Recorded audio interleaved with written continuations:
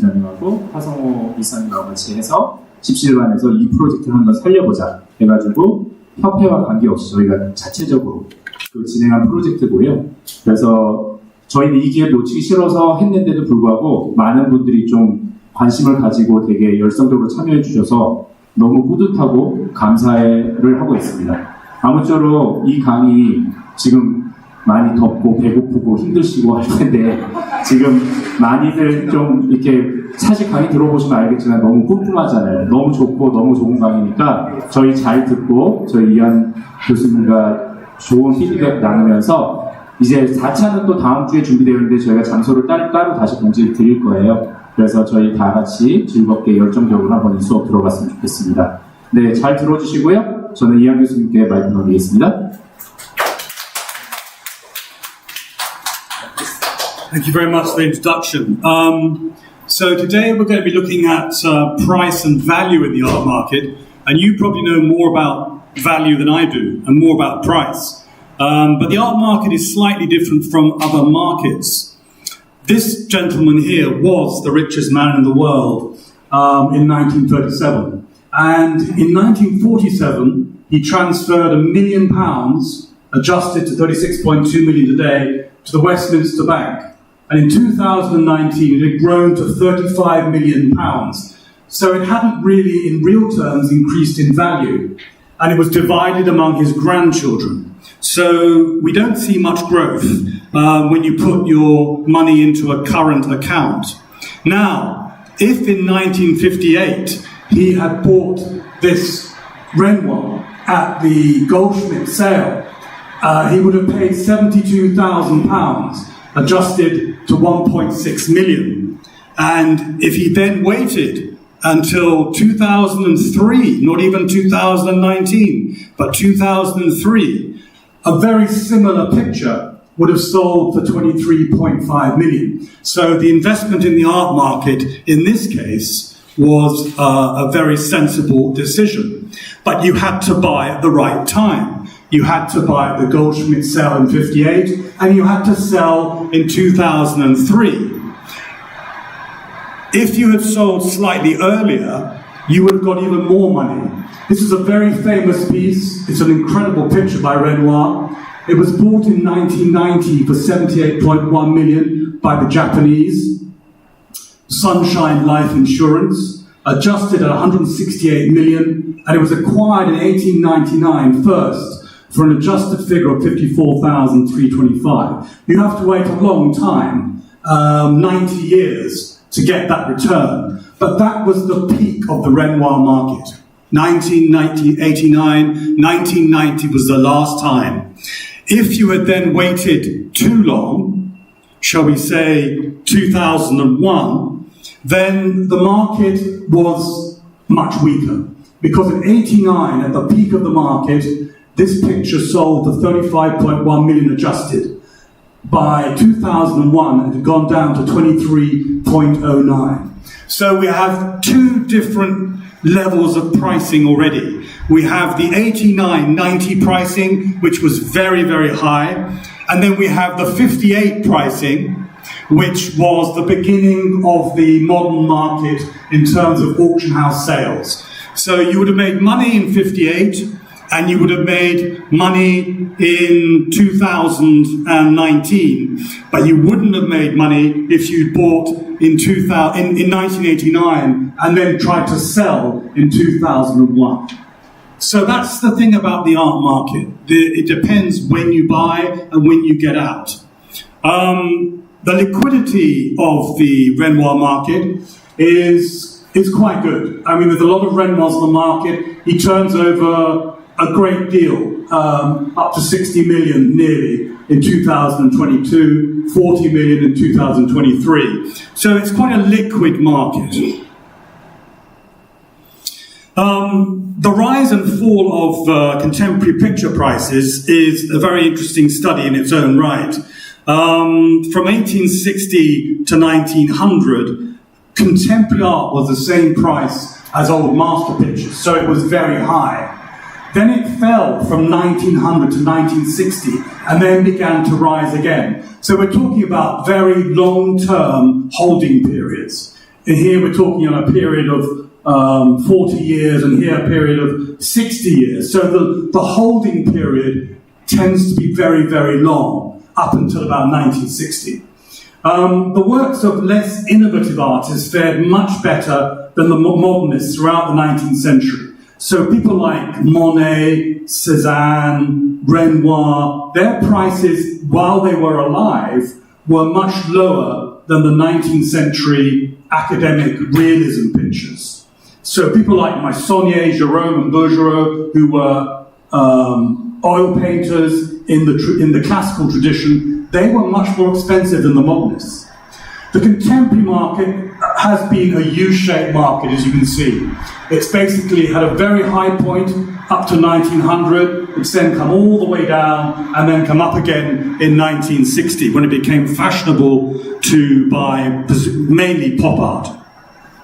The difficult to gauge prices on the primary market because of the element of secrecy. So when you look at contemporary art, most of it hasn't gone to auction until the secondary market. So a lot of the sales are dealer-led primary sales with tremendous opaqueness and an element of secrecy. The dealer Goupil sold in bulk in 1860s, 1880s. Successful artists were bought in bulk and abandoned if they failed to sell. If a certain style sold, Goupil would choose similar artists, and that's very common. If a successful style is proven to be very, very powerful in the market, the dealer will promote those pictures again and again and again. So that's where you get less innovative art, becomes much more, shall we say, similar. The paintings become very similar. Okay, this is a very famous painter called Constable. He's an English landscape artist. And here's a picture which was bought in Christie's London, 2012, for £20 million. It was acquired in 1990 by Thyssen Bonamisa Collection in 1990. Don't forget, this is the peak of the market for Impressionists, for 10.8 million, and sold in 2012 for 20 million, twice as much. Did the picture make money? Did the owner make money? Is my question to you. I mean, it's doubled in price, but did he make any money? Anyone? It's a yes or no answer. No?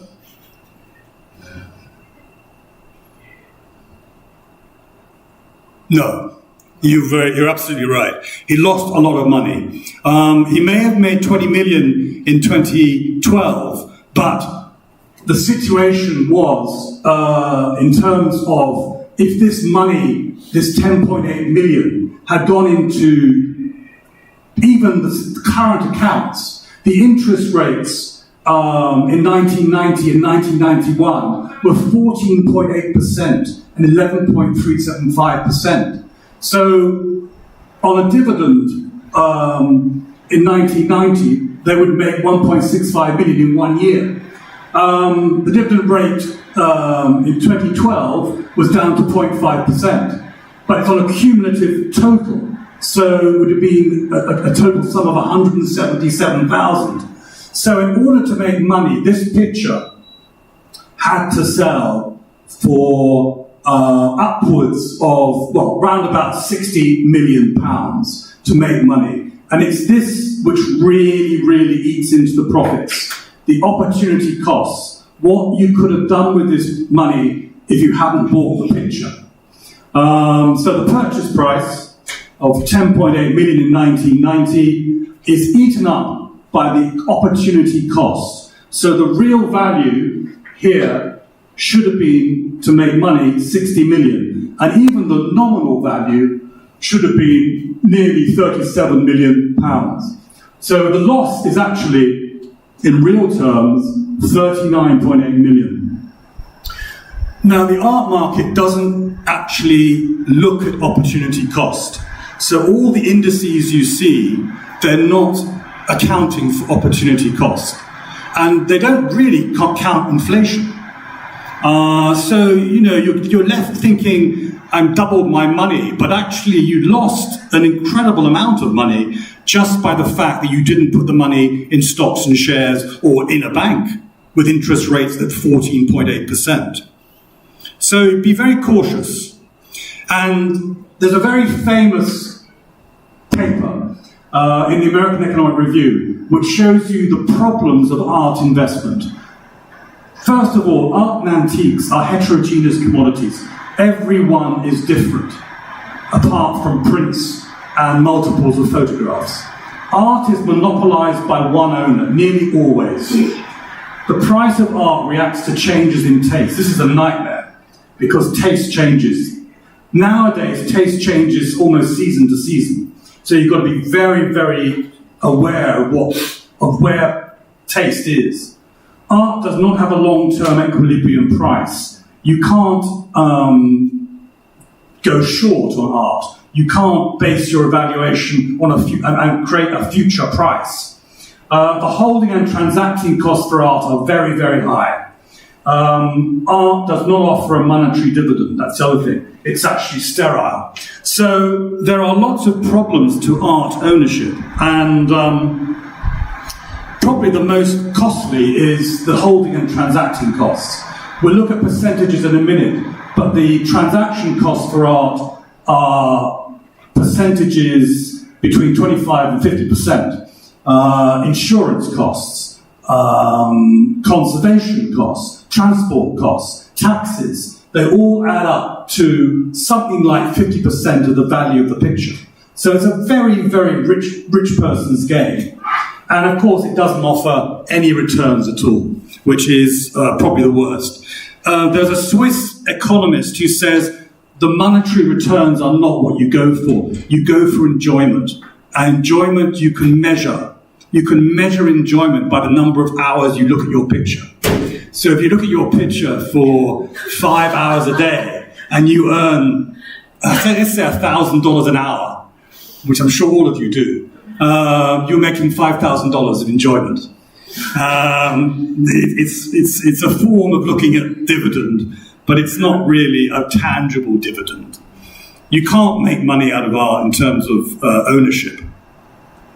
So what do you do? Well, in terms of contemporary art, there are certain places you can go to look for symbolic value. The Pompidou in Paris, MoMA in New York, Stedelijk Amsterdam, the Tate in London, and the Hamburger Kunsthalle in Hamburg. Which artist do you choose out of these? Which exhibition do you go to? Which collection do you look at?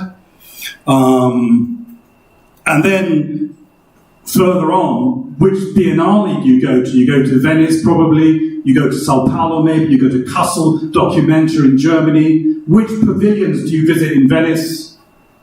Which parties do you recall, if you can still remember? Who do you speak to? Which events to recall? What to read is the other thing. So there's many things you must do to prepare yourself for the art market. Which dealers do you go to? Which shows do you attend? Which auction do you attend? Who do you talk to? Again, which auction house do you go for? Who to bid for? Bid or consign? When do you bid? When do you consign?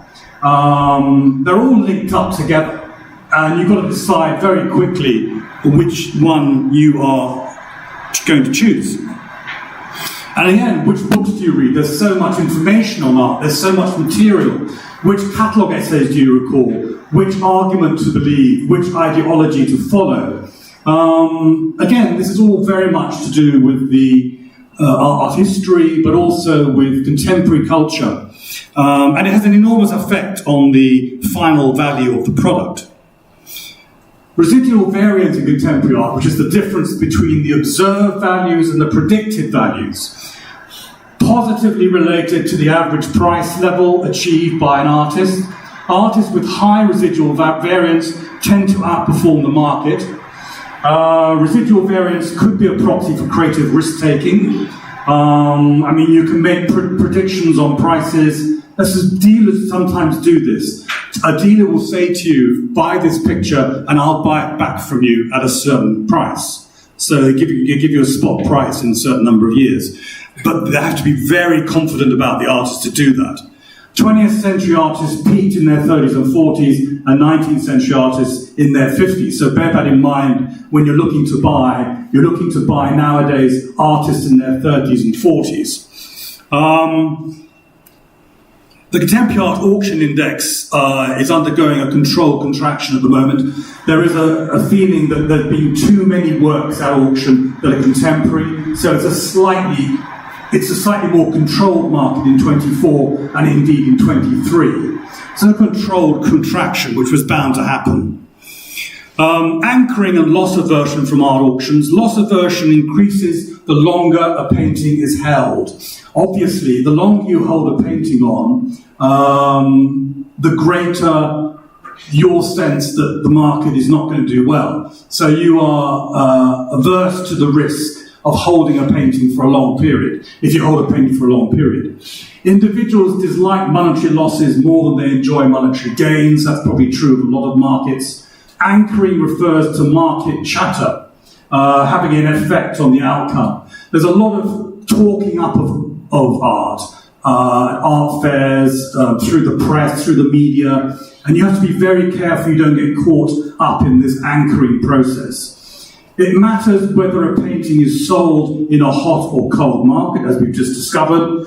Paintings overpaid by collectors have a higher chance of low returns, that's obvious. Paintings bought at a bargain price have a higher chance of high returns. And so, as I said before, it's absolutely crucial when you buy and when you sell. The art transaction. So, here we have a monument to the art market. Pop-up space. This is where an artist organises a show outside the dealer network. It's just a free exhibition of the work of an artist, and you have to decide whether you want to buy at this level. Extremely high risk. General stock held by a dealer. This is just the stock he holds or she holds in case of, well, it's a sort of pension guarantee in a way, but also it's not chosen stock, it's just general stock. And again, very high risk attached to this. Primary market stock is a risk, but it's a risk that a lot of people are prepared to take. Secondary market stock is when the art is sold once already and now it's sold again. And this is what we call a sort of just below blue chip market. Then you have the blue chip stock, which is usually artists who are dead or about to die. And then you have gilt-edged stock, which is art which is long deceased. The artist is long deceased. And finally you get to a stage where the dealer will offer you a kind of portfolio planning. In other words, he will offset your risk against certain blue chip, gilt-edged and secondary market stock and maybe some general stock mixed in. And actually creating a portfolio is one of the hardest things to do in the art world because you need to balance all the different factors in terms of risk and reward.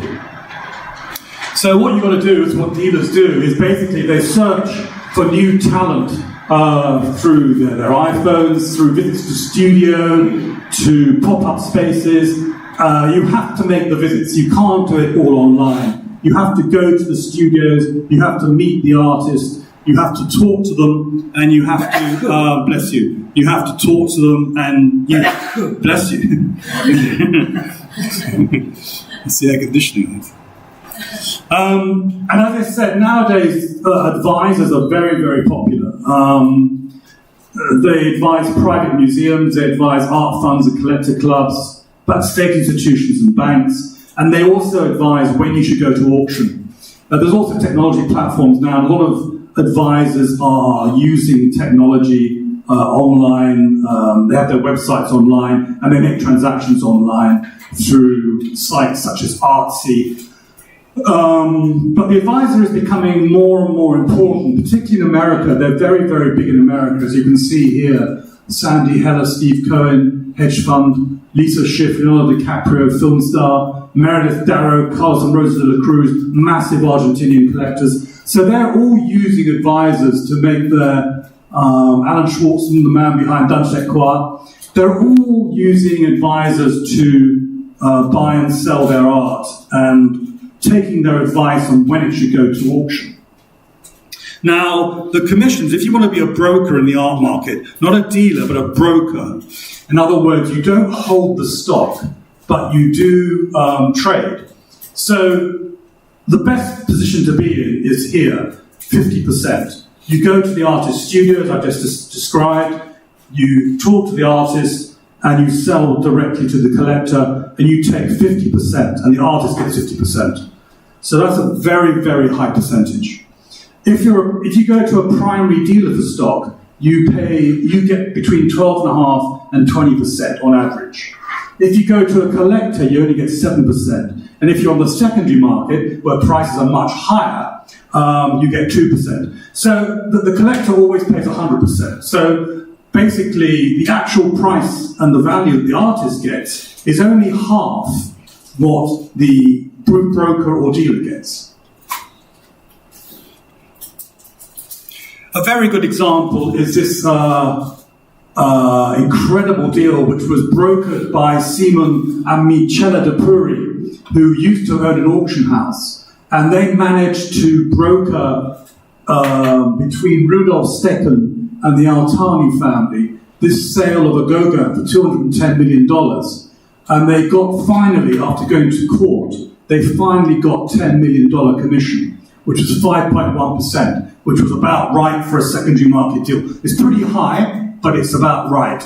But they had to fight for this because Rudolf Steichen said that they didn't do much to make the deal happen. And they argued that they did. They were instrumental in the deal happening. So you, as a broker, nothing's written down. There's no contract. You just have to trust the intermediaries and the buyers and the sellers.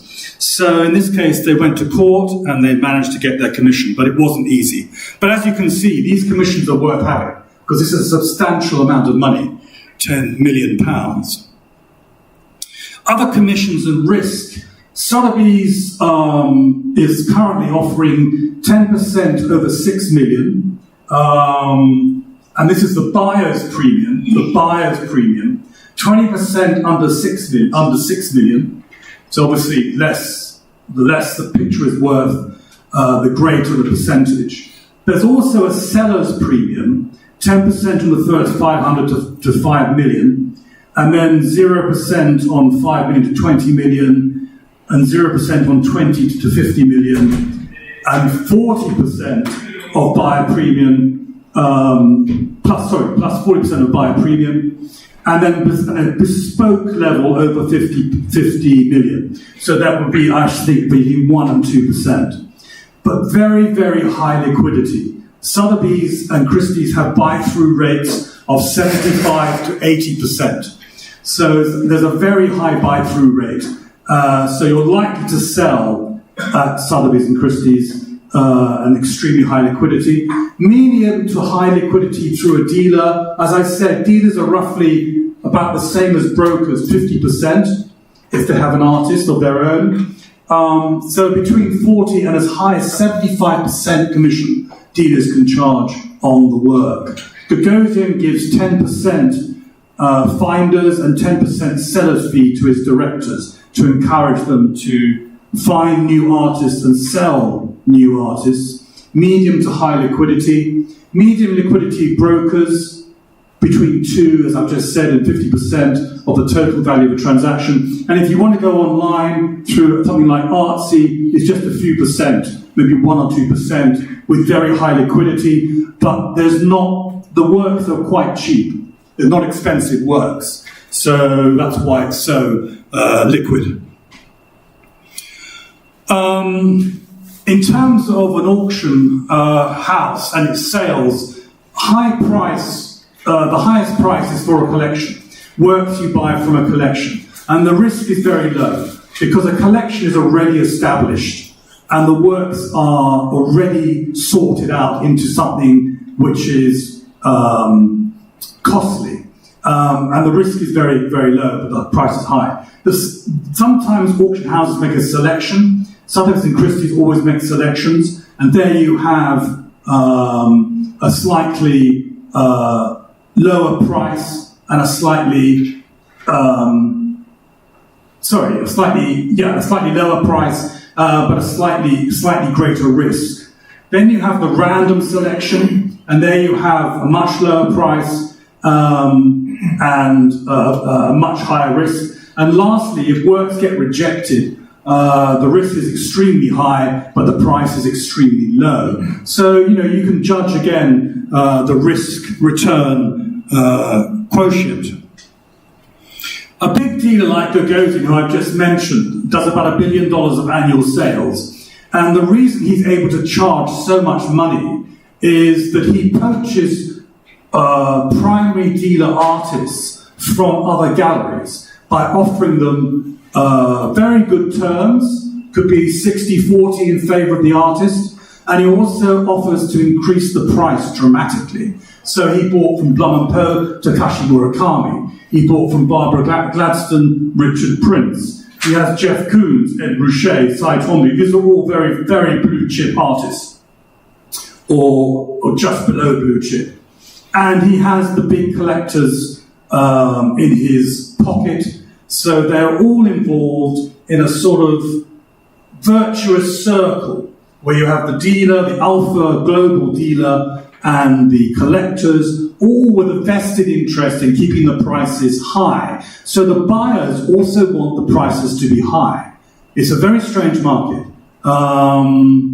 It's one in which they're prepared, they'd rather pay a lot for a piece of work because they know that it's going to have future value. And this lasts as long as Gagosian stays in business. The problem is, what happens when he gets too old? He hasn't got any children. What's going to happen to the business? And what's going to happen to Gagosian artists?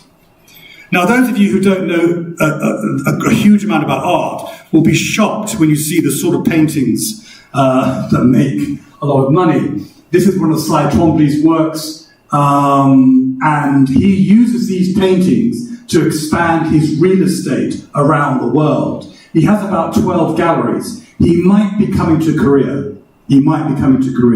So it's another example of using art to finance property transactions. In this case, a dealer. Richard Prince, who I mentioned before, again, when he was with Barbara Gladstone, he was selling for $100,000 to $200,000 a picture. Gagosian offered him a very favourable 60-40 split in Prince's favour, so that's quite good. And by 2005, the work had gone to $650,000, so a great deal more than Gladstone was selling for. And by 2008, at the peak of the market, it was selling for $4.2 million at auction. So he very quickly got the work onto the tertiary or third market to get a transparent price. Now, there's not much information on returns of collectibles. This goes back to 2016, so it may have changed a little bit since then, but I think by and large, these figures look about right. This was the fourth Hiscox report. Hiscox are an art insurer. And fine art, in terms of transactions online, really sell between £1,000 and £5,000, which is not a huge amount, about the same as watches.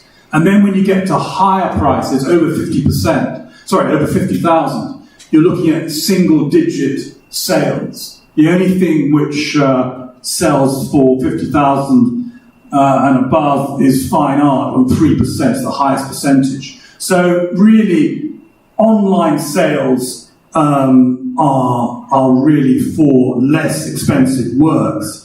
If you look at Generation Y, I don't know what Generation Z is by, but Generation Y, 81% of art is sold online. So maybe these figures will change over the next few years because it is becoming more common now to buy online as opposed to through a dealer or an auction house.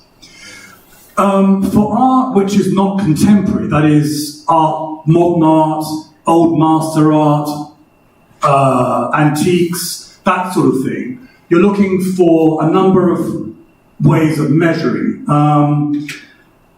through hedonic regression. So you have colour, size, subject matter, condition, provenance, and authentication. You weight each one. So depending on what it is, you will weight it. If it's the condition which is most important, then that will have the highest weight. If it's the provenance, then that will have the highest weight. Then you have what's called a repeat sales formula. So what's it sold before? Then you have the artist's power value, the price per unit value, dollars per square centimetre. That's very unusual. And then you have the problem with the APV is that it relies on often traded artists and does not help if an artist changes style. So this is not used very often because art, as I say, is heterogeneous. So if we look at the hedonic regression, you'll see that authentication, provenance, condition, and historical importance and rarity are probably the most important factors in measuring value. Otherwise, subject matter, colour, material size, and past prices gives you the final value for a work of art. Now, experts, when they're looking at something, they will very quickly compute all this into a price. Very quickly. They don't have to go through the maths and the weighting. They know immediately what to go for. But this is what they're doing. They're basically putting all these things into the mix to come up with a final price. Art as an investment, portfolio perspective, value of risk and expected shortfall. Focus on the downside risk, the risk of loss in case of extreme price decrease. Consideration of dramatic events like economic crisis and war, for example, has a big effect on price. It's hampered by low frequency data. There isn't enough data on repeat sales. The repeat sales thing is so difficult. There is one art database called May and Moses who do repeat sales, but it's very difficult to get enough data. Extreme returns are more common than other markets. That's, I think, quite clear. And most artists have a residual value of 0. Art financialization. So here you are in your helicopter and you're having to negotiate price and value by looking at what the cultural gurus are saying is art, the big curators are curating, the big collectors are collecting, and the global auctioneer is selling. So you are going around this virtuous circle or square and coming up with a final price. And you have to be aware of all the various elements in the equation. So another thing you can do is, and it is very, very new, I said art is basically only for one owner. There is something called Artex, which is a stock exchange of art, offering, in this case, a painting by Francis Bacon, 3 studies for a portrait of George Dyer for 55 million. Private collector bought it from Christie's for 51.8 in 2017. Artex will offer 70% of the work, worth $38.5 million in shares of $100 each. So you can own a fragment of this picture. I don't think this works, but there have been numerous attempts to split the value of a picture among lots of investors. The problem is that the more buyers you get, the higher the price of the picture, and then it becomes more expensive than the auction value. So you have 2 different prices. So it's a big problem. And it hasn't really taken off. But there is a possibility that you can buy a share through Artex. Going back to 2009, Deloitte, who run an art and investment, or art and art price, they publish art and financialization of art. These are some of their findings. The art market growth from 2003 until 2008, which was the peak, was more marked than equities, so it's higher than equities. So again, if you were collecting in this period, you were doing better than if your money had been on the stock market, if you bought the right stuff. In 2010 to 11, art outperformed equity indices again. Barclays Capital in 2012 said that there was a reluctance, a tendency towards tangible assets especially in Asia and the Middle East, and a reluctance to sell or declutter. Findings of Art and Finance, Deloitte 2011, support a previous study conducted by Deloitte in 2009, a marked increase in the performance of art, especially contemporary, 2005 to 9. And it also confirms that art and antiques offer greater downside protection than financial products. This is a good one, because this means that when financial products are going down, art's going up. It tends to be a good protection against declining stock values and interest rate hikes or interest rate declines. The global art investment fund market reached almost $1 billion in 2011. So it's a growing industry. 2013, convergence of art market and wealth management interests. Wealth managers recommend that art and antiques should be included in financial portfolios. This is quite a new offering. 4 trillion worth of treasure assets are meant to exist, which is a substantial sum. Portfolio diversification and collateral for loans. There are new providers like Borough and Medallion who offer, and also Emigrant Bank, Fine Art Finance and UBS US, and they offer loans against collections, which is another part of financialization of art. A lot of collectors buy new art with the money that they get having borrowed from a bank on the strength of the collection that they have. So they'll use their collection to get themselves more liquid, basically. Economic uncertainty will lead to an increase in art buying, with an increase in demand for banking services to protect, enhance, and monetize value. Key market finding 2017, and again, in 2017, the Middle East was stable. Not anymore. Southeast Asia and South Asian art down in value. Russia was positive in those days, 2017, not anymore. Sharia finance may be used for cultural renovation projects. And China moved from stagnant to positive as government invests in infrastructure and regulates. Significant growth in Africa in 2017. And the US market showed growth because of Trump's business-friendly low tax policies. And lastly, the problem, again, which exists in the art market is a lack of regulation, a lack of transparency, and an absence of enhanced technology. That was 2017. Situation does change. On the whole, art funds, which are private closed equity vehicles, always established in offshore havens, so they're not subject to the Financial Services Authority, run typically between 3 and 5 years. Contemporary art tends to be flipped in less than 6 months, and winner's curse is trumped by greater fool theory. So there's always someone more stupid than you prepared to pay more. That is what the tradition is in the art market. Modern pictures are medium liquid and can be realistically resold in more than a year. And lastly, old masters, antiques, carry the greatest risk and lowest liquidity. Maximising time average yields, ensuring that the yields never fall below a critical level. If you're investing money that you don't need soon, maximise your time average yield, regardless of whether yields become zero or negative in some years, because it doesn't matter to you. And a lot of investment in the art market falls into this category. They don't need the money. But if you depend on your investment for earnings, spread the risk, create a portfolio, buy across a spread of commodities. How many categories of art and how many different objects shield you against the risk of a fallow year? You have to decide when risk is trumped by value. In other words, you can offset your risk to such an extent that you don't make any money at all. So you must take certain risks. You can't have a completely guaranteed 5% a year.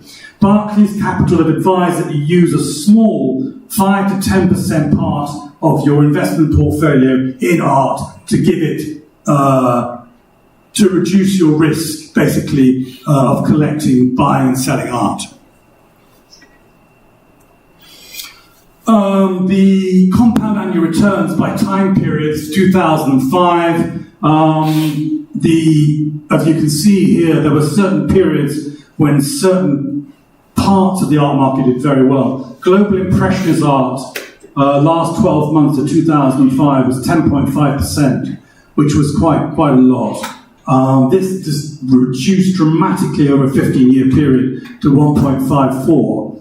Global Contemporary art did relatively well in the first 12 months and even better in the 15-year holding period. And 20th century Chinese art and paintings probably did the best after a 15-year holding period of 14%. So these are based on 12-month and 15-year holding periods.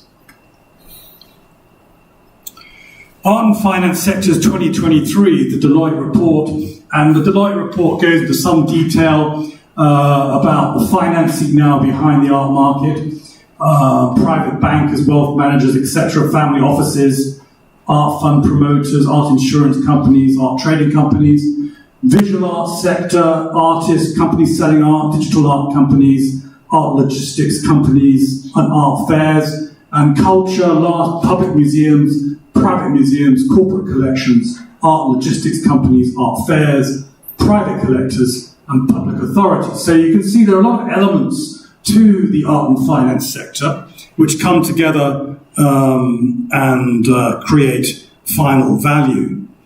Art and wealth management services, again, accumulating wealth. Museum endowments is a big one. Art funds I mentioned. Social impact investments are very important. Transferring wealth, philanthropy advice, art-related and estate planning, protecting wealth and converting wealth, art-secured lending, as I mentioned before, Borough and other banks will lend against your collection. 23, the finance report now, much more up to date. This is the last report by Deloitte. High net worth individuals have in 2022 had $191.6 trillion worth of savings, which is 46% of global wealth. And of that, 2.174 trillion was invested in art and collectibles, which is a substantial amount. And by 2026, this could be as high as $2.8 trillion. So there's a lot of money in the market. There's a lot of, the annual size of the market is about 100 billion, but the actual total amount invested is over $2 trillion, which is a great deal. 63% of wealth managers have added art and collectibles into their wealth management offerings. And 2014, 53% said art should be a part of the offering. And in 2021, this has risen to 85%. So it's becoming much more acceptable in the wealth manager orbit. Young collectors, that's 35 years old and younger, put an emphasis on financial value of collections as well as social impact and purpose-led investment. Blockchain and big data has entered the art market, and it will affect the way business is done. There'll be much more transparency if blockchain were to be introduced into the art market in a meaningful way. The biggest need in collection management, estate planning and art investment, growing need for art research and information. And as you can see, the sums of money which are there to be spent on the art world are substantial, extraordinary amounts in America, but also Asia and Europe, which are the main centres for art market transaction. And the quantities and the wealth of Asia Pacific, Europe and North America is extensive. So at the moment there are, 2022, 24 billion, 20 to 28.2 billion outstanding loans against art, and 21.6 to 25.2 in art-secured loans to private collectors, which is quite substantial. 48% of collectors who seek loans against their collections do so in order to buy more art. So this is, again, how you create liquidity from your collection. US and European lenders see Asia as a growth market. ArtNet, which is an important website, sees strong short-term returns in art and more moderate returns in the long term, which is probably true. Outright ownership of art is likely to be the most common form of ownership. I think the notion of owning a fragment of a picture is not going to work.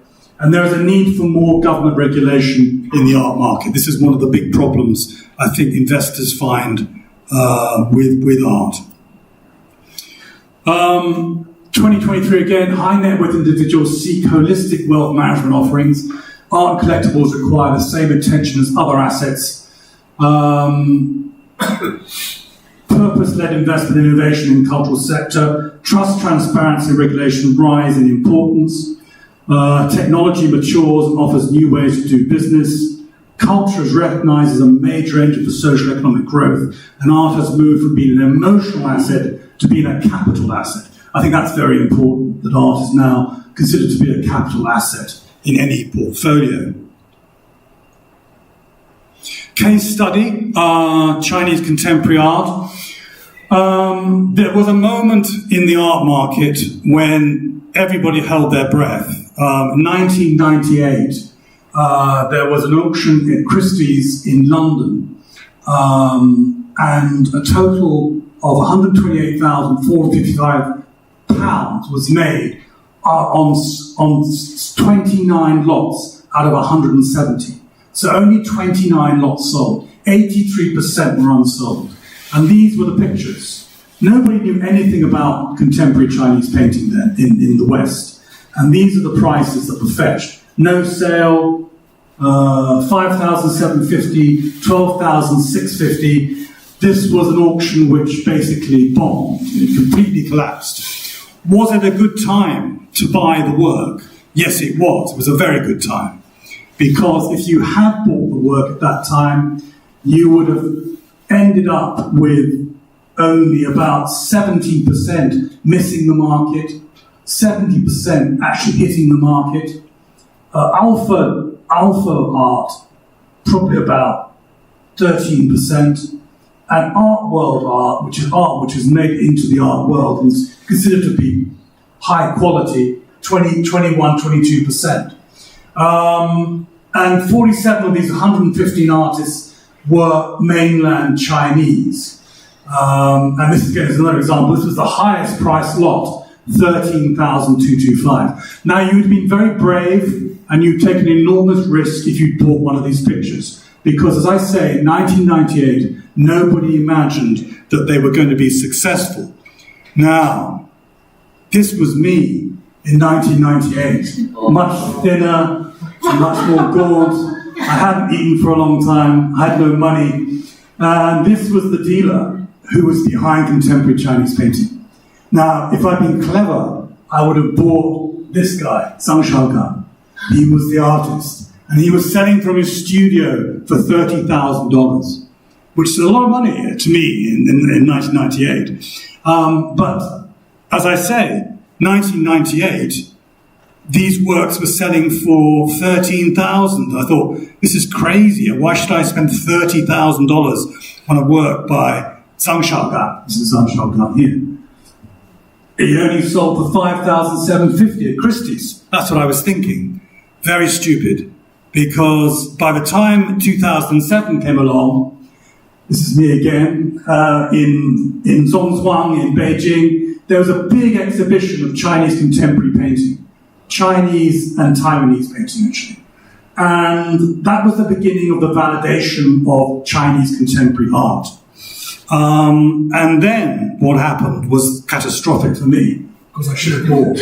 I wouldn't be here now, I can assure you. Telling you how to do it. I would have been much on an island somewhere, enjoying my leisure. Because this is what happened. 2003, 64,150, which is about the sort of level. So if I bought in 98 for 30,000, I would probably have sold in 2003 for 64 and made £30,000, but or dollars. But if I'd waited just a bit longer to 2006, 2007, we're looking at substantial returns. This is the number of figures in the picture. In this case, it's 4. And then we go down to 2013, and we have a price of 6.4 million. So 1998 to 2013, 15 years, you'd have to have waited to get the peak price. That's just an example of one of the paintings. But after 2013, the prices begin to fall again. So now in December 2016, a classic 3-piece is 8.8 million in 2014, but in 2016 it falls to 4.73, and 2016 again, Sotheby's New York, 4.94. So it basically peaked in 2013, 2014, and that was the time to sell, unless you bought a different series. And this is what I mean by art. You can't generalize. I can't say that all Zhang Shaogangs are going to be worth the same, because a different series, this is an earlier series by the artist, sold for 6.8 in 2020. But this is a very rare series, very early series, and so it has a different price trajectory. So this is the thing about art. You have to discriminate between different forms by the artist, different styles and different subject matter. The index is now pretty much gone. I mean, now it's too late. He's just not selling anymore. So he's just crashed, basically. The market's gone. 2020 was still doing okay, but now he's just not selling. Zheng Fengzi, the other artist who was at that 1998 auction, and again you can see how his prices have contracted, 43.3 Hong Kong to 26.3 Hong Kong in 22. So again, this series was a very powerful series. If you bought in 98, you'd be paying $5,000-$6,000. You're still doing very well, even in 2022. But the price is coming down.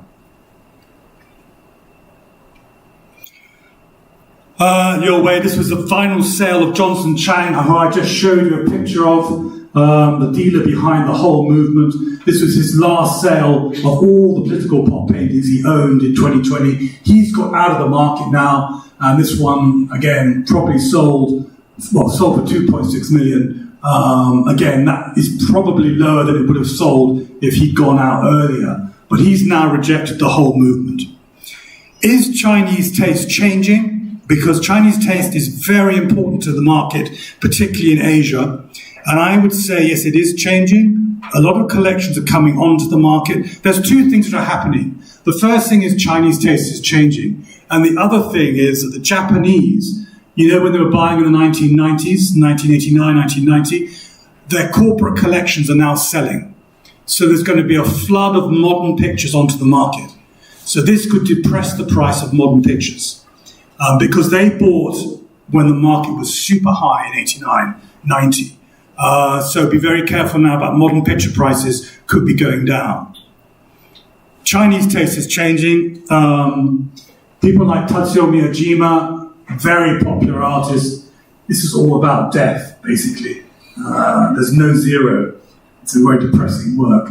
Fosun Foundation, Shanghai. The Chinese foundations are still very active on the market. So Miyajima is someone to watch.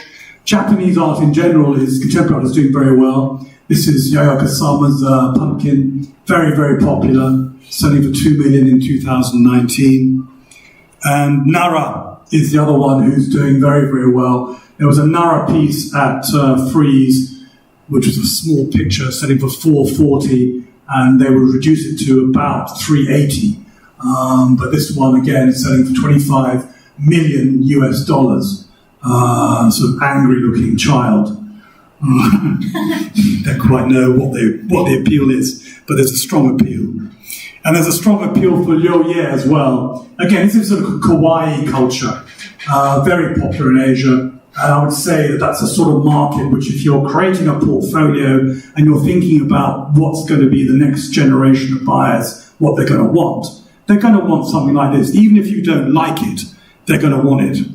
But then also big artists like Mark Bradford from America and German neo-expressionists. This is a work by someone called Georg Baselitz, who was very big in the 1980s.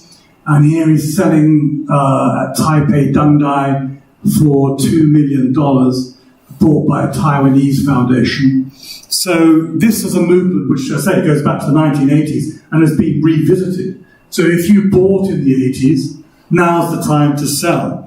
And the time to sell is, and the place to sell is Asia. And lastly, A.R. Penck. Again, part of the German neo-expressionist group, sold at Frieze in London for $750,000. A monochrome version, black and white version, sold to a private museum in Chengdu in China at an exhibition at Fosun Foundation in Shanghai. So the foundations in Shanghai, mainly in Shanghai actually, are acting as dealers. So they're buying and selling art themselves. So the foundations, in all but name, are dealers. And in fact, a very famous collector called Liu Yichen has sold a lot of his work on the market quite recently. Okay, that's it. Thanks very much. Any questions? 질문 있으신 편하게 드리겠습니다.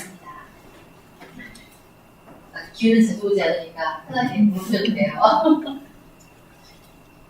Questions? No? Yeah. If you realize capital gain, what is the tax like? It depends where you are. I think in Korea it's 60%. Capital. It's really high. In the West, if you declare, people don't always declare their art collections. And you can also form a trust company. And the trust company owns the art. If you're a big collector, you put your painting into a trust, which is like a sort of savings account, really. But so the trust owns it. And the trust is always registered offshore. So you don't pay any capital gains because it's owned by the trust. And that's what you do at a high level. If you have a small collection and you haven't got a trust, then you have to pay inheritance tax. Whatever inheritance tax is, it's 40% in the UK over a certain amount of money, over $1 million. And then you pay 40%. But again, it depends where you are. If you live offshore, a lot of people living offshore in the art market, they avoid all inheritance tax and all capital gains. Any other questions? Yeah. I assume that there is no exact valuation method for the artwork, I guess. So is it more rely on qualitative factors like reputation of the collectors or the artists, or what kind of thing do you use? Well, you can use that hedonic regression thing where you have, provenance, rarity, all those things, past prices. Mostly when art is new, it comes to the market at about $30,000 a piece. Most dealers start at about that price. And then if you sell a lot of art during the first and second exhibitions, then you can increase the price gradually. A dealer like Gagosian will suddenly hike prices up because he's got all the big collectors. And for antiques and old masters and moderns, it relies on the expert, completely on the expert, really, to make the decision on price. They can instantly understand how much the price is through past prices and all the rest of it. And also, you mentioned the contemporary artwork index. I searched it, and then that was quite decreased in 2023. So, do you think, since the central banks will cut the rate, so the monetary aggregates will comes to the market. So maybe the liquidity will go to artwork market. I think if it cuts rates, we've had that question before actually. You're right, rates are coming down now. So I think that will probably result in people moving money into art. Yeah. I mean, if you've got 14% interest rate, you're not going to go to the art market. But if you've got 3%, 2%, Right. yeah, absolutely. But then you don't put it all in. I mean, you put 5%, 10% because it is a high risk investment. And there's no guarantees. That's why I encourage you to buy across the market. And also, you buy against taste as well. If something is out of favor, it's worth buying. It's worth investing in something which is not market-led.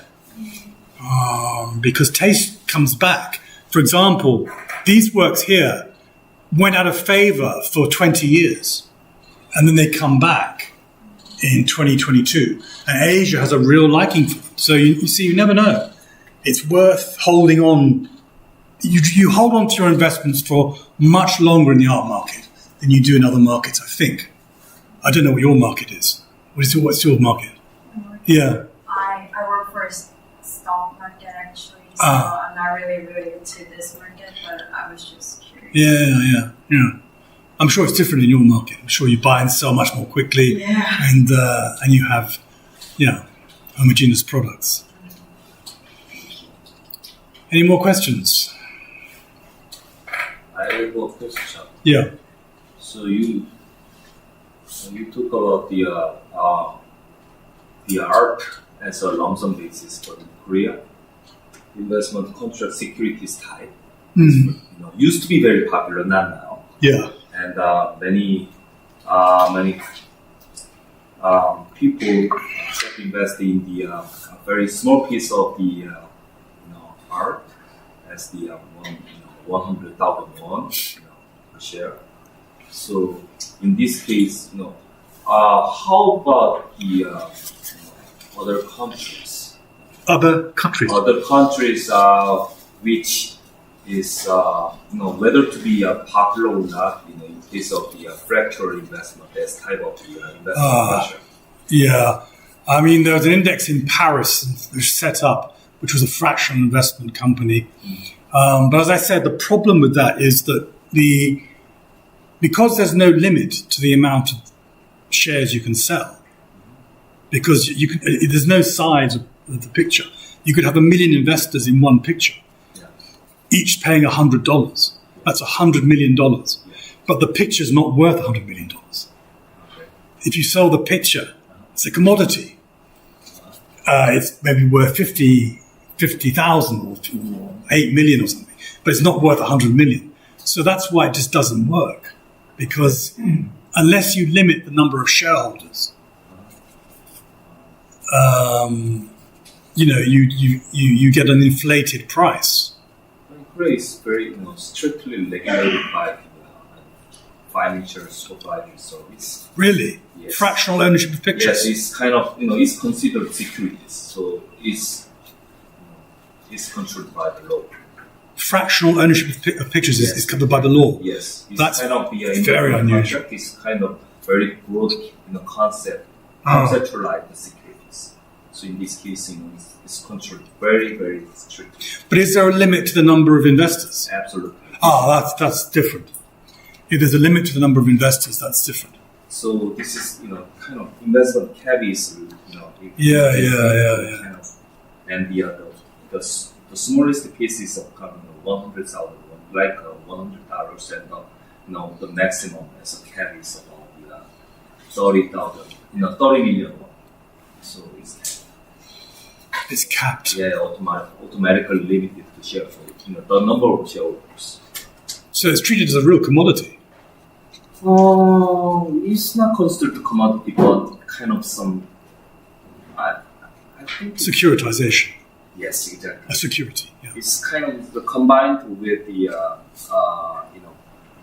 some collaboration of investment and the securities. It's very ambiguous, but but the problem is there is no secondary market. Yeah. And once investing in the primary market, investors should wait for here the art will be sold. Yes, exactly.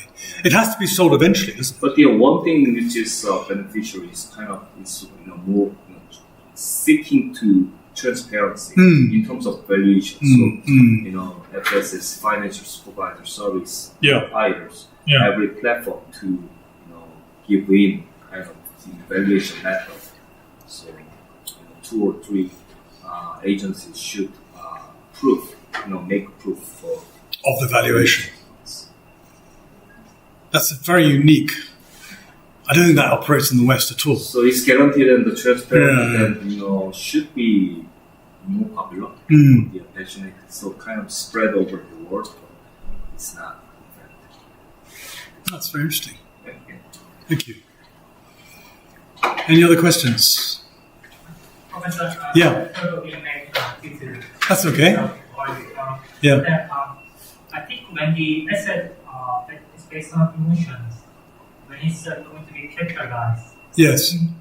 there will be some things like economic theory of demand and supply, but also there can be some kind of subjectivity coming from the expert group.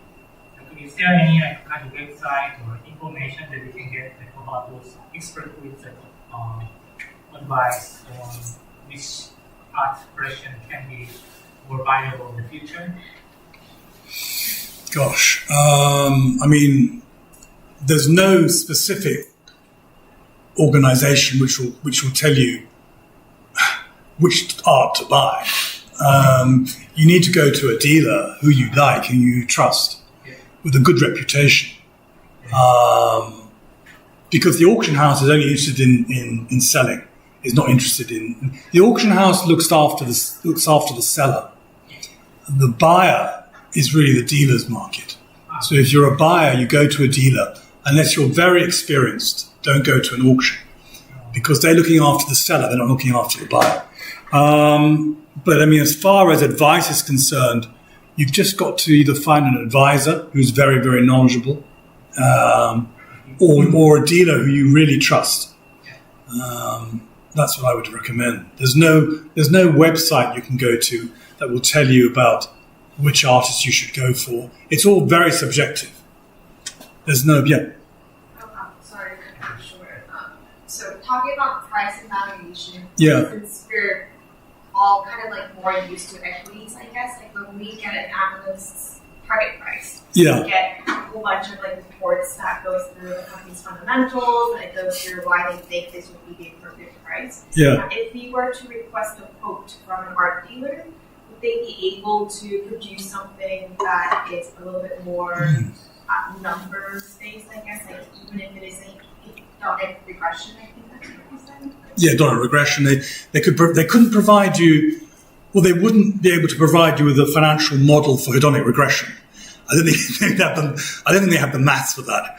But they can give you an indication about past prices, of course, and then they can project to some extent what those prices might be. They could give you a spot price, as I say, in 5 years, and say, if you don't want to sell it back to me in 5 years' time, this is the price I'll give you.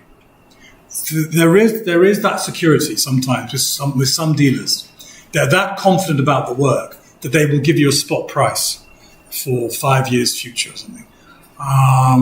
As far as the Deloitte report I was referring to, that's very, very complete. It gives you a very good indication about the health of the market, and where art is being bought, who's buying and who's selling. So that's about as good as it gets. There is one site called Art Tactic, which does do reports on different markets, how they're doing, and on specific artists. So that might be something to research. His reports are quite expensive. That's why. So you've got to want to know. Yeah. Otherwise, the websites ArtNet, ArtPrice, ArtFacts, they're all worth examining to get an overall feeling of price.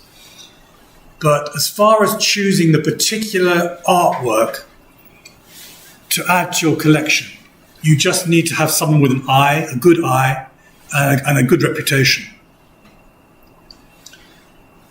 Because it's every work is different. That's the thing. Any other questions? Can I ask one more question about the tax? For following up the first question. Yeah. You mentioned 60% tax rate in Korea.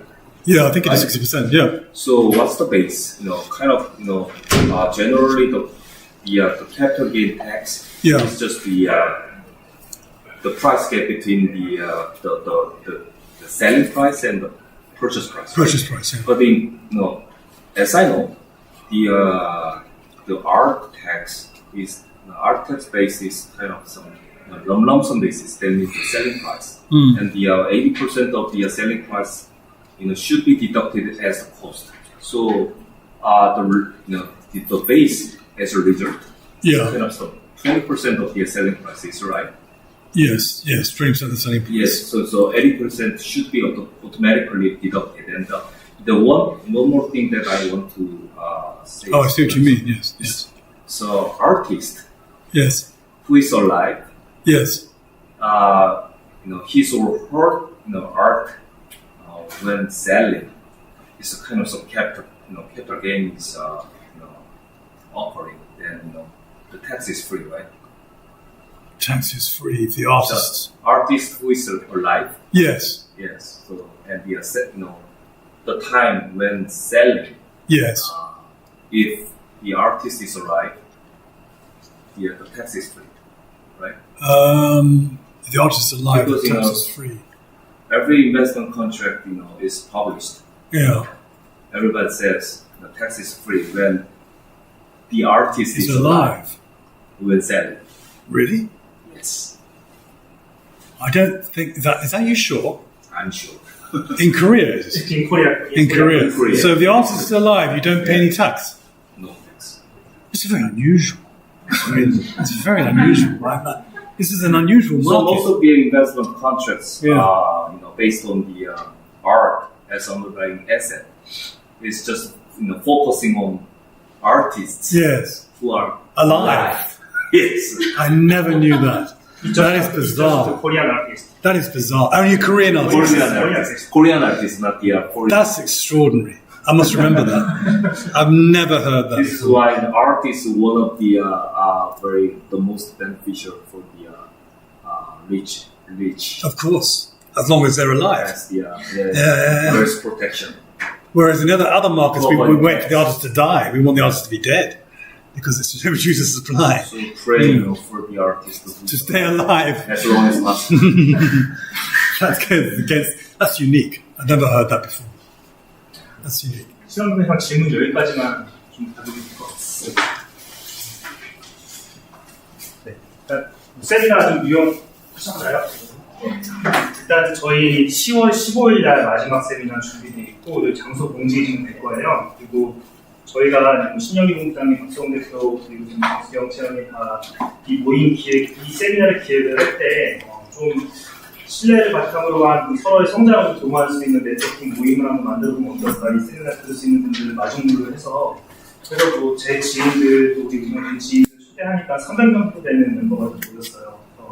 저희가 올해 세미나 라인업은 다 인덱트 레슨 것 레스 페이지. 레스 페이지. 저희가 이제 QR 코드를 하나 만들어봤는데 일단은 파이낸스 리더스 그룹이라는 모임을 좀 만들었어요. 그래서 여러분들이 관심 있으시면은 가입 안 하신 분들은 관심 있으시다면 그 QR 코드 찍으시면은 바로 이제 톡방으로 초대가 되니까요. 아닙니다. 네, 금융권 기반 네트워킹 모임이고 저희는 상품으로부터 부동산까지 좀 다양한 멤버분 한 분 한 분이 컨텐츠가 될 수 있을 것 같으세요. 그래서 지금 올해까지는 줌 기반으로 세미나 라인업을 해놨어요. 그래서 내년부터는 새로운 멤버들 인바이트해서 또 세미나 진행하고 네트워킹 진행하고 서로 좋은 영향을 주고받았으면 좋겠습니다. 저는 이 모임은 일단 하성호입니다. 마치겠습니다.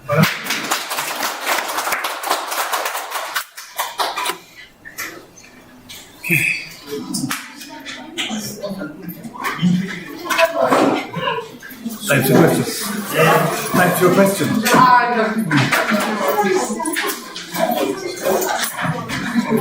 Thank you.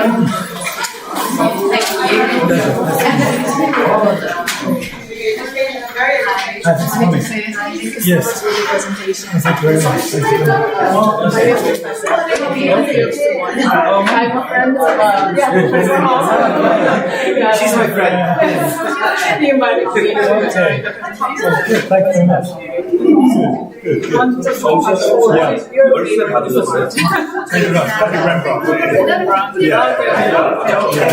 I don't know much about art. I like going to the art museum. Yes. That's good stuff. That's good stuff. Yeah. Well, that's good stuff. Yeah, I'll keep doing it.